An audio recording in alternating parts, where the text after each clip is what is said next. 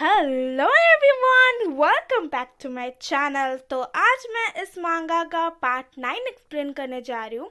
अगर इससे पहले कि आपने पार्ट नहीं देखे तो पहले उसे देख लीजिए। तो स्टार्टिंग में हमें भोजन समारोह का दिन दिखाया जाता है, फिर हमें कुछ मेड्स को दिखाया जाती है जो बात कर रही होती है। उनमें से एक मेड बोलती है, तो आज जनरल एक उत्सव भोज का आयोजन कर रहे हैं, सारे अतिथि प्रतिष्ठित व्यक्ति हैं, आप सबको गंभीर होना चाहिए। फिर एक दूसरी मेड बोलती है कि मुझे तो ये पता था, पर मैंने सुना है कि जनरल ने अपने पत्नी को, हमारे मैडम को, उनके कमरे के अंदर अभी भी बंद करा रखा है। फिर तीसरी मेड बोलते, मैडम उन्हें तो इतनी महत्वपूर्ण अवसर में भी बाहर आने की अनुमति नहीं है। ऐसा लगता है कि वो बहुत जल्दी जनरल की एक्स वाइफ बन जाएंगी। फिर कोई बोलता है कि मेरे रास्ते से हट जाओ। दोनों मेड उसे देखने लगते हैं और एक मेड चौंक जाती है। फिर एक मेड बोलती है, वो यहाँ पर क्यों है? क्या जनरल उसे बाहर जाने की अनुमति नहीं दे रहे? फिर एक मेड बोलती है कि हे भगवान, ये ऐसा लग रहा है जैसे ये किसी को मारने जा रही है, कितना डरावना है। फिर एक तीसरी मेड बोलती है,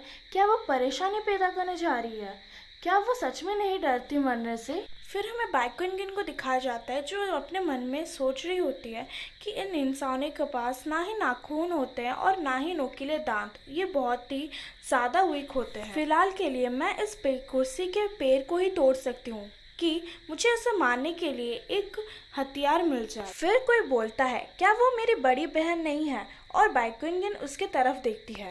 वो बाइकुनगिन की बहन होती है और वो बोलती है कि इतने गुस्से में कहाँ जा रही हो मेरी प्यारी बहन? फिर वो अपने मन में सोचती है कि ये वही औरत है जिसे मैंने पीटा था जंगल में। फिर वो बाइकुनगिन को बोलती है कि जनरल ने तुम्हें इस उत्सव भोज में शामिल होने के लिए मना किया है, इसलिए तुम गुस्से में हो। ऐसा लगता है कि जनरल को आपकी बिल्कुल भी परवाह नहीं है। फिर बाइकुनगिन की बहन ऐसे बोल ही रही होती है, बाइकुनगिन उसे इग्नोर कर देती है। फिर उसकी बहन चिल्लाते हुए बोलती है कि बाइकुनगिन रुको वहाँ पर, तुम मुझे कैसे इग्नोर कर सकती हो? मैं तुम्हारी बहन हूँ। फिर बाइकुनगिन उसकी बातों को सुनकर पीछे पलटते हुए बोलती है, तो कैसी हो? और बोलती है, क्या तुम अभी भी मुझसे एक और बार पिटना चाहती हो? फिर उसकी बहन कांपते हुए बोलती है, नहीं, तुम ऐसा नहीं कर सकती, मैं यहाँ पर महामहिम युवराज के साथ आई हूँ। फिर जो युवराज होता है वो बाइकुनगिन की तरफ देखते हुए बोलता है कि बाइकुनगिन। फिर बाइकुनगिन की बहन अपने मन में बोलती है कि हाँ, युवराज के साथ होने के कारण मुझे किसी बात का डर नहीं है। फिर वो अपने मन में फिर से बोलती है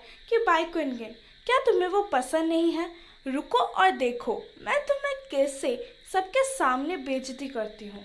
फिर वो क्राउन प्रिंस के तरफ मुड़ते हुए बोलती है, योर हाइनेस, जैसे हम सबको पता है कि बाइकुनगिन मेरी बहन आपको बहुत ज़्यादा पसंद करती है, इतना कि उसने एक बार आत्महत्या करने की भी कोशिश की थी क्योंकि वो जनरल के साथ शादी करने के लिए राजी नहीं थी। ये सुनकर वहाँ पर कुछ मेड बातें करने लगती है। एक मेड उनमें से बोलती है कि हाँ, सबको पता है कि बाइकुनगिन क्राउन प्रिंस को कितना ज़्यादा पसंद करती है, इसमें कोई आश्चर्य नहीं कि वो बाहर आना चाहती थी, वो क्राउन प्रिंस के लिए ही यहाँ पर है। फिर एक दूसरी मेड बोलती है कि ये सच में पागल है, क्या वो अभी सच में क्राउन प्रिंस को अपना प्यार का इजहार करने वाली है जनरल के हाउस में? फिर कोई बोलता है कि वो ऐसा कैसे कर सकती है, वो पहले से ही जनरल से शादी कर चुकी है। ये सब कुछ सुनकर बाइकुनगिन लिटरली सटक रही होती है। फिर क्राउन प्रिंस बाइकुनगिन के पास आता है और बोलता है, तो तुम हो वो नाजुक और निर्बल महिला जो मुझसे शादी करने के सपने देखती थी। फिर वो बाइकुनगिन के पास आके बोलता है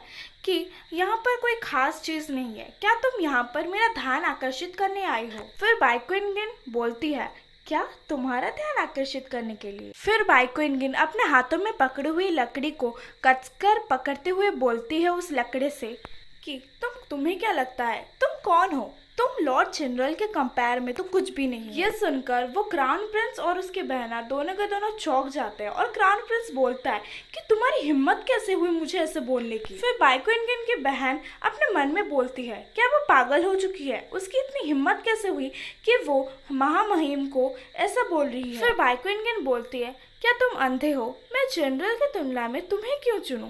तुम तो उनके सामने कुछ भी नहीं हो। फिर क्राउन प्रिंस बोलता है, बाइकुनगिन, तुम पहले मेरे से कुत्ते की तरह चिपकते थे, बल्कि मुझे तुम पे गुस्सा आता था। तुम ऐसा इसलिए कर रही हो क्योंकि तुम्हें लगता है कि तुम इससे मेरा ध्यान आकर्षित कर सकती हो। तो यहीं पर हमारा पार्ट 9 कंप्लीट होता है और पार्ट 10 मंडे के दिन आएगा। तब तक के लिए बाय।